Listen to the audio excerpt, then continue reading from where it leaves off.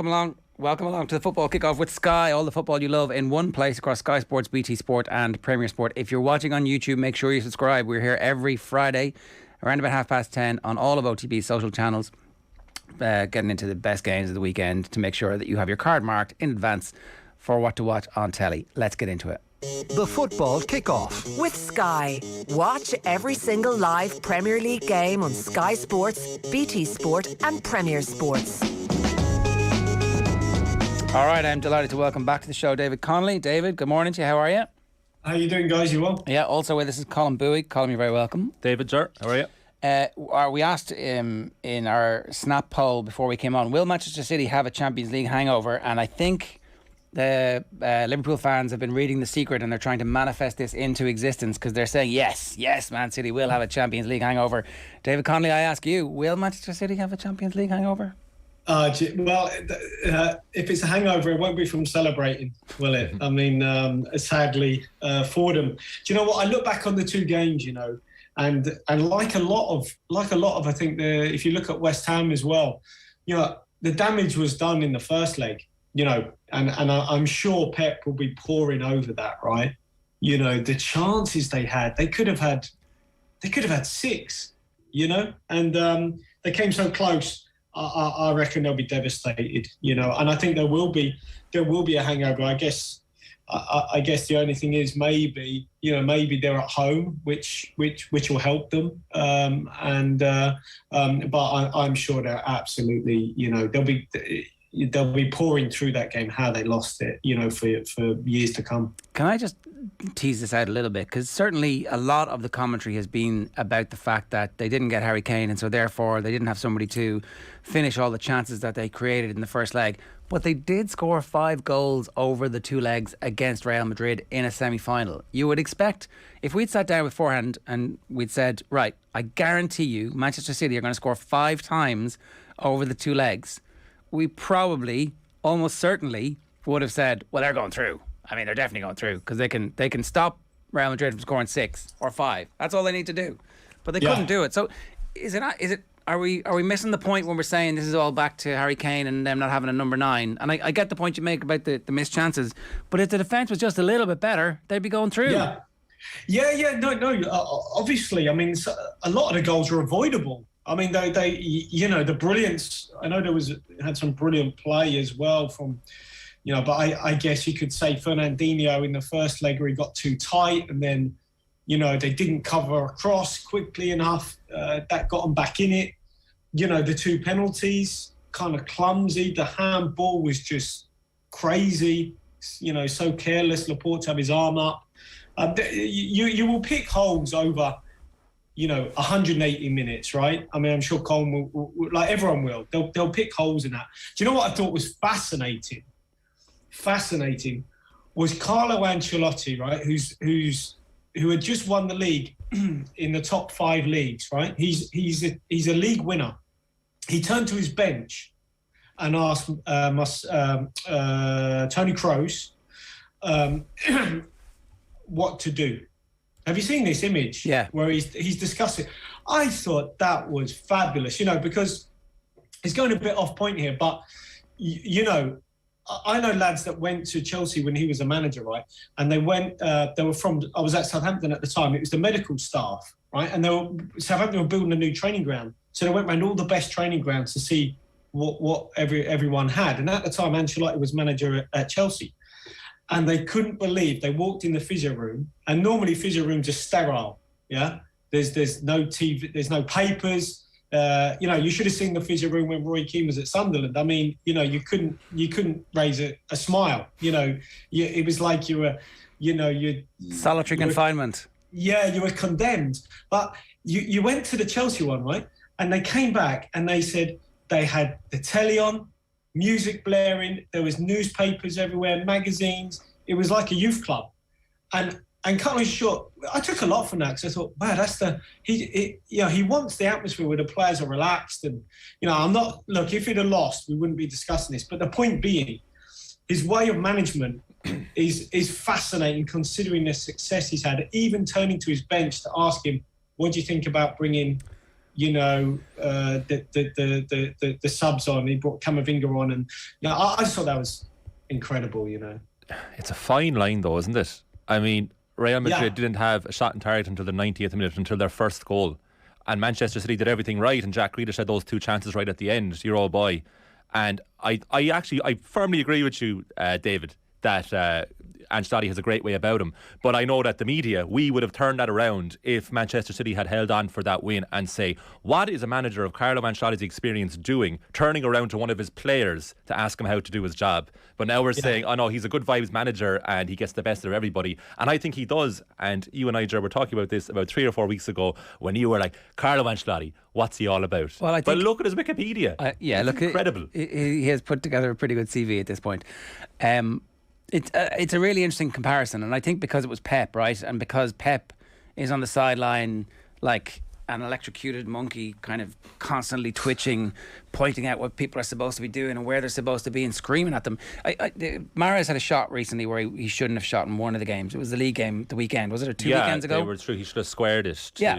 And the absolute bollocking that he took. Side netting. Right, his performance after that in that game wasn't great, but then he did take the shot on the other day, and I'm like, fair play to Mahrez. Because if that goes wrong, he knows he's going to absolutely get it from Pep. And, at that point, it was looking like they were going through. And certainly the commentator on BT was like, oh, they're booking their flights to Paris. I'm like, that's maybe you shouldn't be saying that just yet. But, when it came down to it, they didn't know how to kill the game. Was that because they're used to getting instructions the whole time? Or was that just, are these unconnected, David? I guess... Is your point, can you apply the opposite point to Pep, that he leads them too much, and if you constantly tell somebody what to do in the moment of crisis when they have to do it themselves, you actually can't do it for them? Well, the biggest comparable is Mikel Arteta, who kicks and plays every pass. I mean, he has a technical area, Mikel Arteta, but it doesn't apply to him because he's never in it. He's almost on the pitch the whole time. I mean, it drives you mad. But they cut off the same cloth, and I know Mikel worked under Pep. He micromanages, and he's incredibly... this is not saying one way's right or the other. I just thought that took a lot of confidence from Ancelotti to turn to his bench, because I think they were losing at the time 1-0, and I looked at the bench, and he was sat on the bench, gathering his thoughts, obviously thinking what to do, how to get back in this game. And it's different ways. Sir Alex Ferguson used to be sat on the bench a lot. One, because Old Trafford, the bench is so high up, you're a fair way to the technical area, pitch side. So he would spend a lot of time, up in his seat. It's a different way of management. I get people might say it's more modern, the way Pep manages, in terms of in that technical area, kicking and screaming like Jurgen Klopp for every ball. I'm not saying one's right or one's wrong, but I just thought that was fascinating. It is. It's genuinely fascinating. And you think about it, right? So Ancelotti is on the sideline in Istanbul when the same thing happens to his team, except over a longer period of time. And from, you could argue, I don't know, is it a worse position? Maybe it isn't a worse position, but it's certainly, it's as big a collapse as anybody has ever seen. So he's seen both sides of it. And I guess maybe the other thing is that's football. And we can try and read too much into it. I do think City were unlucky. Me too. I think the ball cannoning off someone's head onto Rodrigo's head and going straight past Ederson. It was, absolutely. And the save from Courtois with his studs. Yeah, I mean, you can go on. We I think you're right. They were unlucky, but nonetheless, it's nice to have something else to talk about that could impact on the game, as well as just the action on the pitch, because a lot of people question the subs of Pep, right? Yeah. So then you have to say, well, let's discuss how Ancelotti made his subs, which is, by converse, quite interesting, because Pep would never turn to his bench, and ask the players. I mean, he didn't even know Fernandinho was leaving. Now, what does that tell you as well? Well, isn't that unusual? Yeah, because he loved Fernandinho. Fernandinho was his fella. Does Fernandinho love Pep? I don't know. That's the other thing, I actually think Fernandinho is past it this season. I think that he has been an unbelievable player for them, and it does not in any way diminish the career that he had. He has been probably, after company, the most important person in setting the tone for what they stand for and for getting them in games where they weren't in games. The strikers have obviously delivered with the goals, and I understand that you can't win anything without them, but Company set a tone and Fernandinho kept it up. But it does feel like they should have replaced him, and it does feel like the squad isn't actually as deep as you might think. If you look at the bench, Scott Carson and Zach Steffen were on the bench. There were 4 kids, some of whom are generational talents by all accounts. They've made it to the Man City bench for the Champions League semi-final, and we'll see. But they're still only 18. And then they had the 5 subs who came on, and there was one they didn't use who is actually a first-team player, and you're like, okay, there's 6 subs who came on. Like, the squad isn't as well developed as it might be, considering they spent 100 million quid on a player last year in the summer. Like, I do wonder if we give them a lot of credit, but I do wonder if actually sometimes they have blind spots.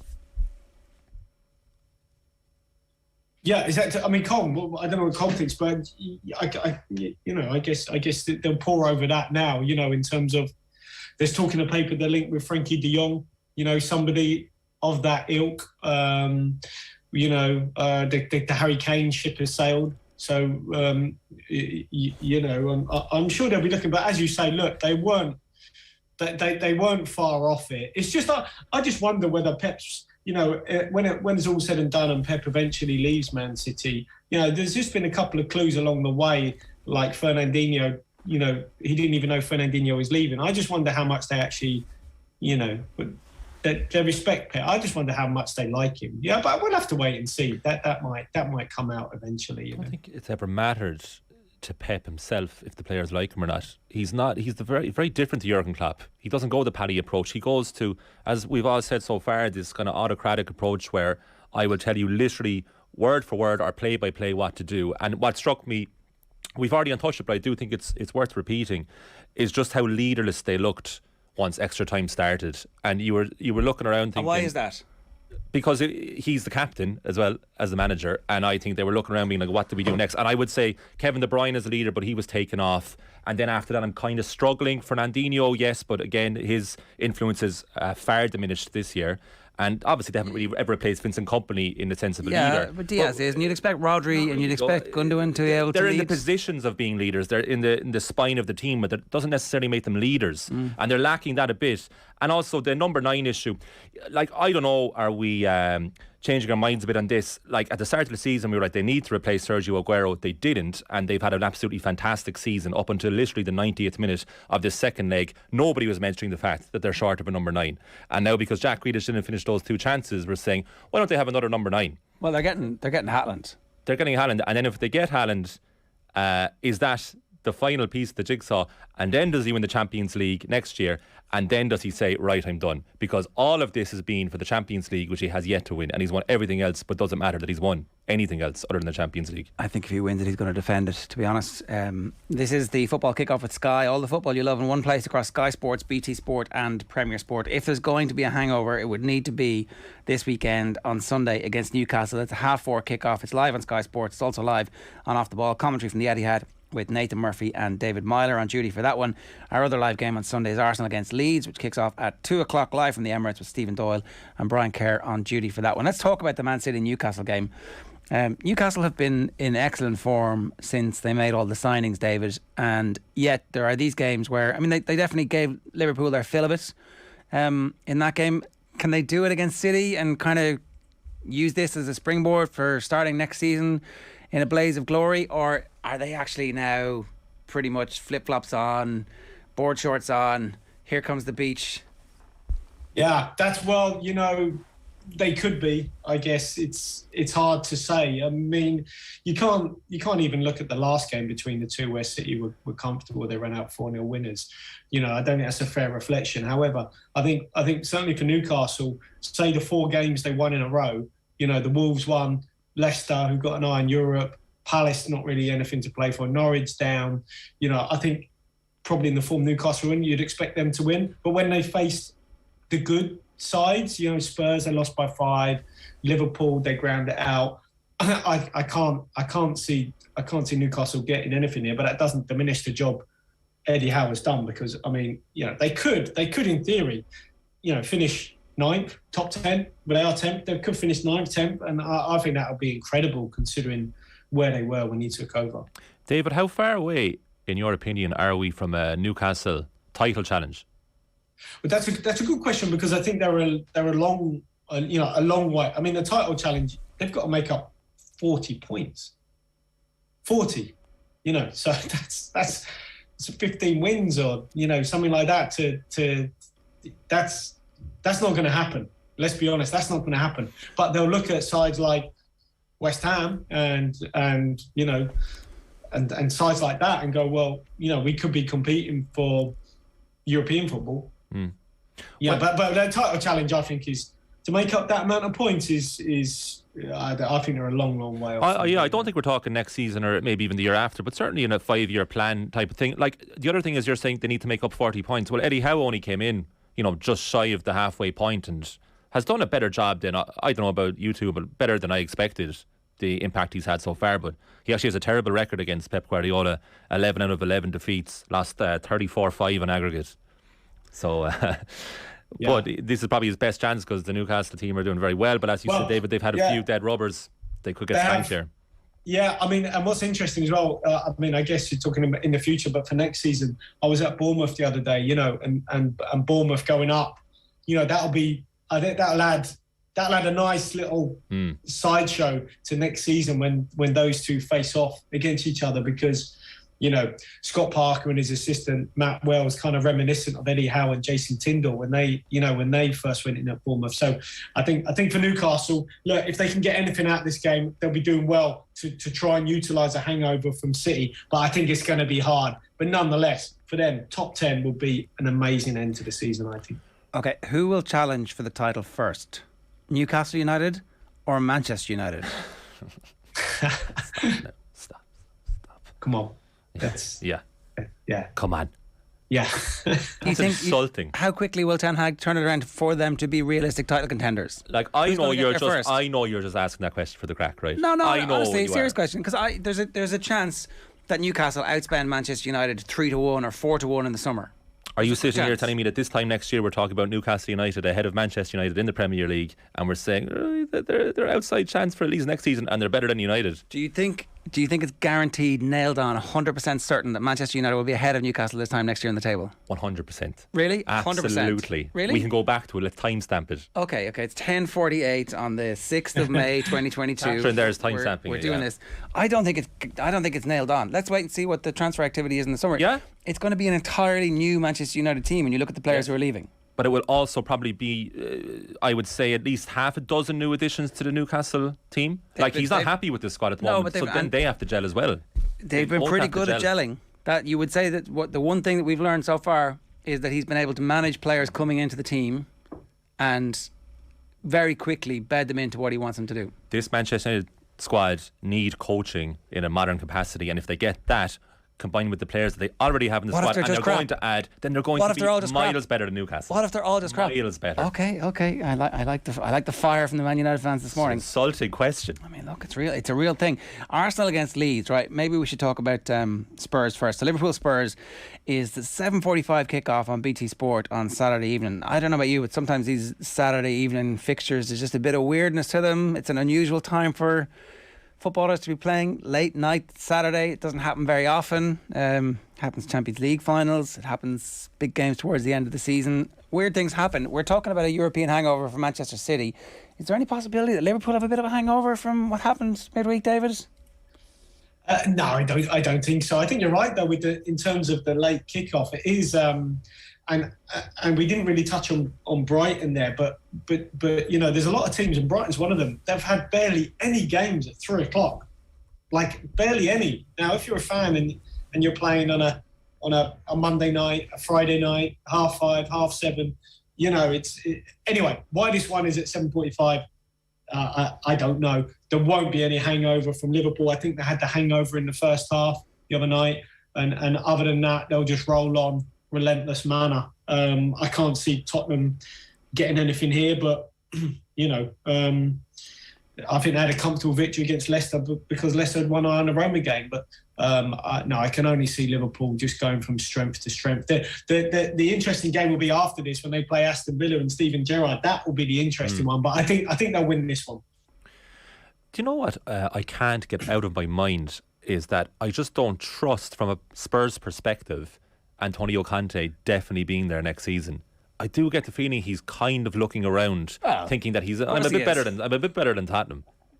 It's Tottenham, lads, come on. If he dragged them into the Champions League, I think he would probably stay to see what happens in the summer in the transfer window. But the PSG job is right there, and it's one of the most interesting jobs in world football, and it kind of suits him perfectly in that he can come in. It's either going to be a success or a failure, but his reputation won't be damaged if it's a failure, because no one's made it any good so far. But if he succeeds, I can literally take any amount of money for any job ever afterwards. So what do you think, David? Will he be the Spurs manager? Well, yeah, good question. I mean, the thing is, I've seen Tottenham live a couple of times, right? And they are one of the most Jekyll and Hyde teams I've seen.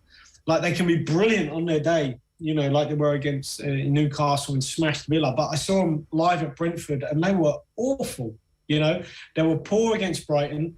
and at times you wonder, well, if you stop the supply into Harry Kane and Son, what else have they got? It was that easy for Brentford to come away with a point there, honestly, because all they did was just made sure the likes of Son and Kane just didn't get the ball. They worked so hard in the middle of the park. The back unit were great. And you think, okay, well, what else have they got? Will he be there next year? Good question. I had the thought he was angling for something else. I just wonder, when they discuss money, budgets, players coming in, what will be available for him. That PSG job, as you say. Yeah, I think if they get top four, I think for sure he'll stay, I think. Spurs are another that play, they perform dependent on the manager and his mood.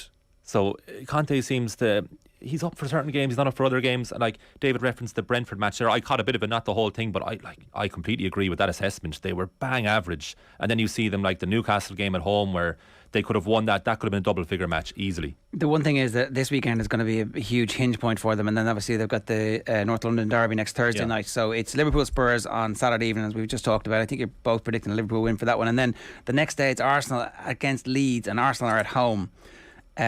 Leeds are in free fall at the moment, David, and yet maybe it's one of these fixtures against a team where they're expected to be hammered, that they can just batten down the hatches, not try and play any football, do nothing except be dogs of war. Like, it seems to have worked a little bit to go back to basics for Everton in recent weeks. Is there any possibility Leeds can do the same and get a point from this? I don't know, because the record against the top sides has been bad. I'm not sure if Liam Cooper's still out. I don't know, Patrick Bamford, but even if he is available, obviously he hasn't had the games in his legs. They've got injuries all over the park, Forshaw, Dallas, etc. Dallas had the bad injury. They're going to miss his tenacity, although it cost him with the injury. So I don't know. Look, he tried something different against Man City with the back three. I think Arsenal had an off day against West Ham, but I don't think they'll have an off day here. And even though they had an off day, they still won, So I can only see an Arsenal win again. New contract for Arteta. This is the future. They've decided he's won all the power struggles so far. They've got rid of Aubameyang, and looks like they're going to give him the money that he wants to get the players that he wants again in the summer. Is he a good manager, David? That's a good question. That's a good question, because I don't know. I do know some people that have been there and worked there, and I've heard you turn up with the wrong colour socks, he sends you home. I mean, he rules with a discipline that I think he manages that way because it was the polar opposite when Arsene Wenger was there. I remember once I was at Southampton and Oxlade-Chamberlain made his debut, right, with me, but in our team, and then he left for Arsenal. He came back a few times, and he'd come for breakfast on his day off or lunch or whatever. And he said he couldn't believe it because the lads would stroll out. Training meant to start 10:30, and sometimes you get the odd player come out at 10:40, and Arsene Wenger would say nothing because he wanted a different sort of relaxed environment. Trusted the players. Okay, the players might say, "Come on, be out on time," whatever. But that relaxed environment, it looks like Mikel Arteta didn't like that, and he's the kind of polar opposite. So he rules, I think, a bit like Pep does. It's had an impact. It's a young, impressionable squad, very young, with some good, like Odegaard is as talented as you will find. He is a top player, that Martin Odegaard. He is much better than I think people realise until you watch him. His football brain and his vision is off the chart. So they've got some good players, And I think they will finish top four because I think him, Saka, they got enough, I think, to finish top 4. Well, again, that's a big moment, because if they do that and Spurs end up not being able to keep Conte, maybe Pochettino comes back and it's fine. But, if Pochettino doesn't come back, if he decides he doesn't want to get back in, with his toxic ex, then perhaps Spurs are at a massive crossroads, and maybe Harry Kane goes, okay, I'm leaving again. I don't think it was a toxic ex. I think they were made for each other, but they're on a break, Ross and Rachel style. No. They are. This is an enormous weekend for Arsenal. Daniel Levy was checking his bank account to see where he was spending his money. That's what it was like. And Poch was out spending money, and Daniel Levy's like, do we really need this? You're subscribed to all these things that we don't need. You never watch that, and it's like, that's a tenner a month. So Poch was staying out late. Daniel Levy had the dinner ready, and Poch wasn't coming home. Yeah, they just needed a break to grow, to mature, to come back together. But this is a massive weekend, lads. Arsenal could be 5 points ahead of Spurs. Yeah, exactly. That's my point. And This is huge. And just as Arteta signs a new contract, it's perfect. Arsenal have never been better, and they have Eddie Nketiah leading the line really well in Alex Lacazette's absence. But they do need a number 9 next season. And I'm sure they're going to try. They've been linked with every single number 9 in European football. So it'll be interesting to see what they end up getting. Chelsea versus Wolves at 3 o'clock on Premier Sport on Saturday afternoon. On the face of it, this should be a run of the mill. And 2 months ago, we were like, well, this game's going to be meaningless. But all of a sudden, Chelsea have been so bad that everybody has caught up with them. Arsenal are just 3 points behind them. And it's not beyond the bounds of possibility that Wolves will just put in a random performance that they have done over the course of the season, because they're not a bad team. They're 8th. But they again could easily have been caught by any of the teams behind them. They probably won't now, because they've got a bit of a cushion to Brighton. So I don't know what's going to happen here, but I do know that things around Chelsea are not good at the moment, David. What do you expect? No. I was at this game a couple of years ago. I mean, the last few times it's been goalless, and I think there's only a couple of teams, this season that have got less points than Chelsea at home. Can you imagine that? The sort of fortress that it used to be, Stamford Bridge, and it is no longer. They've had an awful lot of the ball, but have really struggled to break teams down and get the goals maybe that their play deserved, and they've been struggling at the back. And he's had to make some calls, taking Christensen off at half time and against Arsenal. This is a big game because, as Colm was saying, they can easily catch up here. They could be caught by Arsenal, and I think Arsenal will win. So the only issue is I think Wolves are in such a bad run. Are they going to be able to turn it around? I mean, they've been. I was reading this week about Raul Jimenez, I think he's just had a baby or whatever. But they did a gender reveal with Wolfie the mascot, and the last time they did it, they said it was a boy, and they got the wrong. It was a girl. It was a girl in the end. What? And that's as interesting. How do you screw it up? Yeah, exactly. Yeah, they released the wrong balloons. They released the wrong colour balloons. But anyway, that's as interesting as Wolves have been of late. They were awful. They were awful against Brighton, and you're kind of finding some interesting stuff, and it's about Raul Jimenez and whether they get the baby caught, they get the right balloons this time. But anyway, no, I think Chelsea will win this, but only purely because I think Wolves are in a really bad. Defensively, they were all over the place against Brighton. Jose Sarr, who mostly has been really good, is having a rush of blood every time the ball comes in his box. Superb shot stopping, but he makes some awful decisions. Not just the penalties he's given away, but his overall play has been sort of poor, and it's kind of petering out for Wolves. So which is it just could be easily the 4th loss. It could be 5th and 6th, something like that. Really bad time for them. Are these the two most apathetic sides in the Premier League at the moment on current form? Wolves are classic on the beach, and Chelsea might not even be a club in a few weeks' time. They'll definitely be a club. They're too big to fail. This is 0-0 written all over it. Enron, so I think you're right. I think that's going to be a draw, and I think that will make all the rest of those games interesting, and it gives Spurs just a tiny glimmer of hope, even if they don't manage to get something from the Liverpool game. Right, that's pretty much all we got time for this week. The football kick-off with Sky. All the football you love in one place across Sky Sports, BT Sport and Premier Sport. We do ask you for your five-a-side on Instagram. We put Mendy up against Jose Sa. Mendy won that one. We put Lewis Dunk up against Rafa Varane. I mean, what can you say? Two thoroughbreds of the game up against each other. Varane just snuck home on that one. Rodri versus Bruno Guimaraes. Rodri won this one. I think Bruno's coming good.